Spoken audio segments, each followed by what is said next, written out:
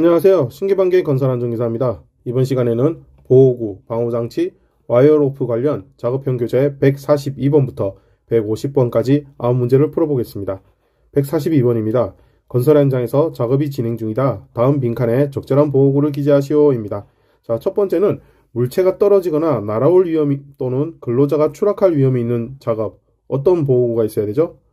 자, 정답 확인해 보시죠. 안전모입니다. 안전모는 물체가 떨어지거나 날아올 위험 또는 근로자 추락할 위험이 있는 작업이고요. 다음 두 번째는 높이 또는 깊이 2m 이상의 추락할 위험이 있는 장소에서 하는 작업. 높이가 있는 혹은 깊이가 있는 그런 높낮이 차이가 있어서 추락할 위험이 있는 장소에서는 어떤 보호구를 착용해야 되느냐? 정답은 안전대입니다. 다음 세 번째는 물체가 흩날릴 위험이 있는 작업은 바로 보안경이 되겠습니다. 그리고 끝으로 네 번째는 고열에 의한 화상 등의 위험이 있는 작업에서는 방열복이 필요하겠습니다. 자, 계속해서 추가로 다른 것도 한번 살펴보시죠. 물체의 낙하 충격, 물체의 끼임이라든지 감전 또는 정전기의 대전에 의한 위험이 있는 경우의 작업에는 안전화가 필요하고요. 용접 시 불꽃이나 물체가 흩날릴 위험이 있는 경우에는 보안면이 필요합니다. 그리고 감전의 위험이 있는 작업에는 절연용 보호구, 반드시 절연용이라는 단어가 들어가야 되겠고요. 그리고 고열에 의한 화상 등의 위험이 있는 작업은 방열복이 필요하겠죠.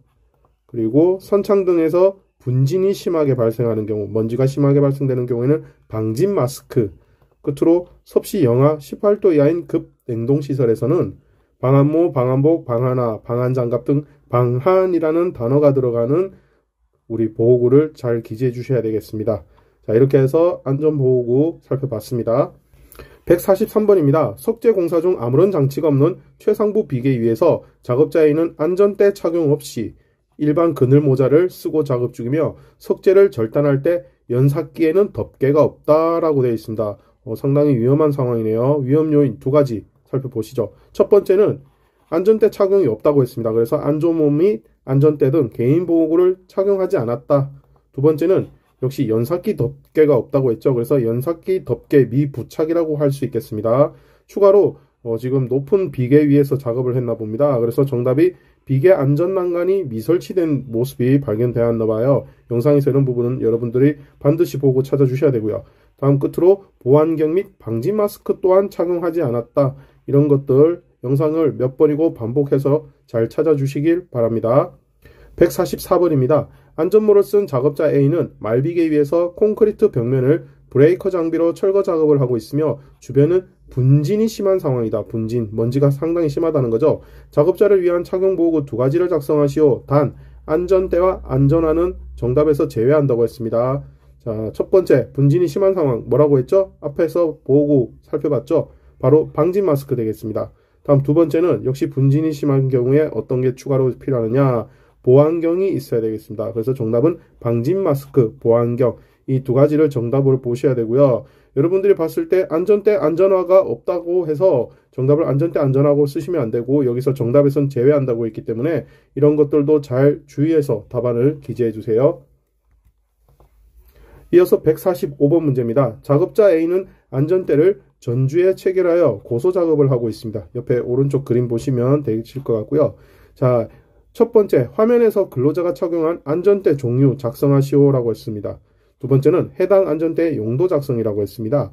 자, 이 벨트식으로 착용을 해서 이 종류는 벨트식 안전대고요. 용도는 U자 거리 전용입니다. 하지만 이제 산업 현장에서는 가급적 벨트식은 지금은 많이 사용하지 않고 지양하는 상황이고 벨트식의 경우에는 추락 시 허리가 부러진다고 하니 그네식 안전벨트 오른쪽에 보시는 이 그네식 안전벨트 착용을 권고해 드리고 있습니다. 그래서 여러분들은 가급적 모든 현장에서는 이 그네식 안전대를 반드시 착용을 해서 허리에 무리가 가지 않도록 그렇게 좀 잘 준수해 주시길 당부드립니다. 146번입니다. 타워 크레인으로 합판을 한 줄 거리 인양 중이며 그 아래의 작업자 A는 아무런 통제 없이 지나가다 화물이 떨어지는 사고가 발생했다. 첫 번째, 영상에서 확인된 재해 발생 원인 한 가지를 쓰라는 거고요. 자, 재해 원인 뭐가 있을까요? 그렇죠. 재해 발생 원인은 근로자 출입 통제 미실시로 인해서 근로자 머리 위로 인양 화물이 지나가는 아주 아찔한 상황이 연출되고 있는 겁니다. 다음 두 번째는 역시 화물을 한 줄거리로 인양하고 있다고 했습니다. 안전한 두 줄거리 방식으로 반드시 인양을 해야 되겠고요. 자, 두 번째 문제는 공칭지름 20mm 와이어 로프가 지름 18mm일 때 폐기 여부를 판단하시오 라고 했습니다. 자, 우리 공칭지름 와이어 로프 폐기 기준 어떻게 되죠? 법령으로 나타나 있죠. 와이어 로프 폐기 기준은 지름의 감소가 공칭지름의 몇 %입니까? 그렇죠. 7%를 초과한 경우죠. 자, 그러면 우리가 주어진 조건에서 계산을 해보게 되면 공칭지름, 최초의 공칭지름은 20mm인 상태에서 18mm로 지름이 감소가 됐어요. 이런 경우에는 몇 %가 감소가 되느냐? 산식 대입해보면 10%가 감소됐습니다. 그래서 와이어 로프 폐기 기준인 7%를 초과했기 때문에 반드시 폐기를 해야 되겠습니다. 이것이 정답이 되겠고요. 다음 세 번째, 와이어 로프에 매다는 각도를 작성하시오 라고 했습니다. 와이어 로프 매다는 각도는 몇 도냐? 60도가 되고요. 와이어 로프 설치 각도는 수평면에서 60도 이내로 하되 지지점은 4개 장소, 4개소 이상으로 하고 같은 각도로 설치를 해야 되겠습니다. 이렇게 해서 와이어 로프 관련해서 와이어 로프 폐기 기준까지 전부 다 한번 정리해 봤습니다.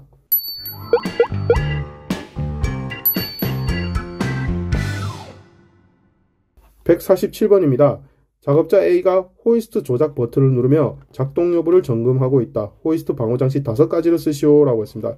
자, 오른쪽에 그림과 같이 보이는 거, 이게 바로 호이스트죠.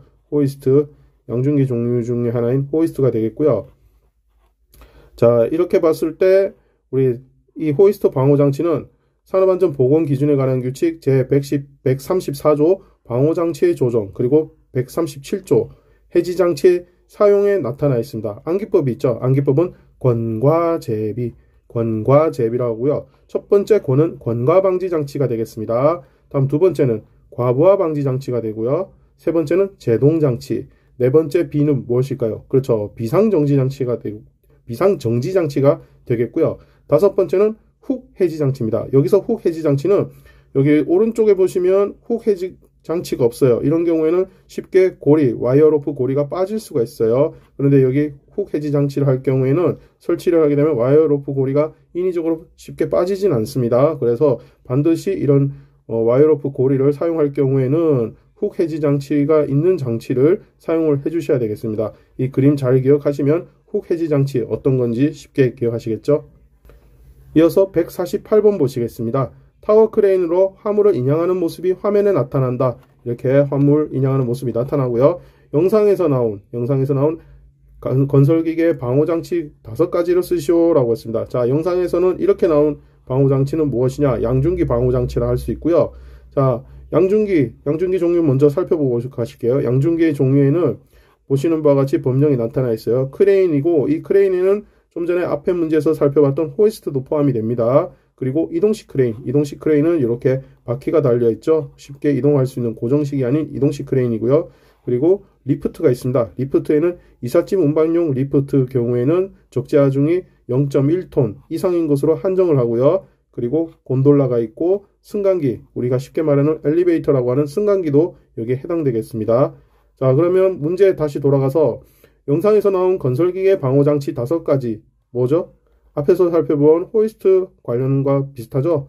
정답은 권과제비가 되고요. 정답 똑같습니다. 잘 기억해 보시죠. 권과방지장치 있었고, 과부하방지장치 있었고, 제동장치, 그리고 비상정지장치, 끝으로 훅해지장치가 있었습니다. 권과제비 잘 기억하시고, 양중기의 종류도 시험에 가끔씩 쓰라고 나오는 게 있으니까 양중기 종류도 같이 잘 기억해 주세요. 149번입니다. 영상에서 보이는 와이어 로프 클립 체결 방법 중 가장 올바른 것과 주어진 와이어 로프 직경에 따른 클립수를 작성하시오 라고 했습니다.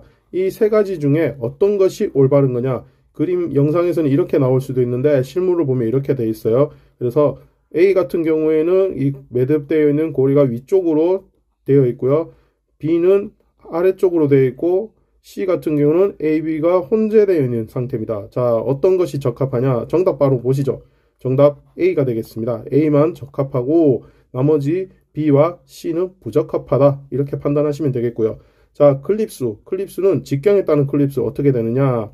16mm 이하인 경우에는 클립수가 4개가 돼야 되고요. 16mm에서 28mm 사이에는 5개, 그리고 28mm를 초과하는 경우에는 6개의 클립이 반드시 주어져야 되겠습니다. 자, 이렇게 해서 와이어로프 적절한 체결 방법과 그에 따른 클립 수에 따른 개수도 같이 한번 학습해 봤습니다. 150번 보시죠. 산업안전보건법령상 항타기 또는 항발기의 양중기에 사용하는 권상형 와이어로프의 사용 제한 조건 3가지를 쓰시오라고 했습니다. 자, 권상형 와이어로프 이런 모양을 말하는 거예요. 자, 이 내용은 산업안전보건기준에 관한 규칙 제63조 달비계의 구조 중 와이어로프 사용 제한 조건에 잘 나타나 있습니다. 자, 근데 이 내용 보시면은 이제 우리 암기법이 있죠. 꼬지와 열심히로 되어 있고요. 본래 항타기 또는 항발기 양중기에 관련된 권상형 와이어로프 사용 제한 조건은 제210조 이음매가 있는 권상형 와이어로프 사용 금지라고 명확하게 나타나 있고요. 거기에 따르면 사업주는 항타기 또는 항발기의 권상형 와이어로프 제63조 제1항의 각목에 해당하는 것을 사용해서는 안 된다라고 했기 때문에 달비계의 구조 중 와이어로프를 적용하게끔 되어 있습니다. 그 부분을 착용해서 답안을 쓰시면 되겠고요. 자, 암기법을 근거로 해서 바로 답을 확인해 보시죠.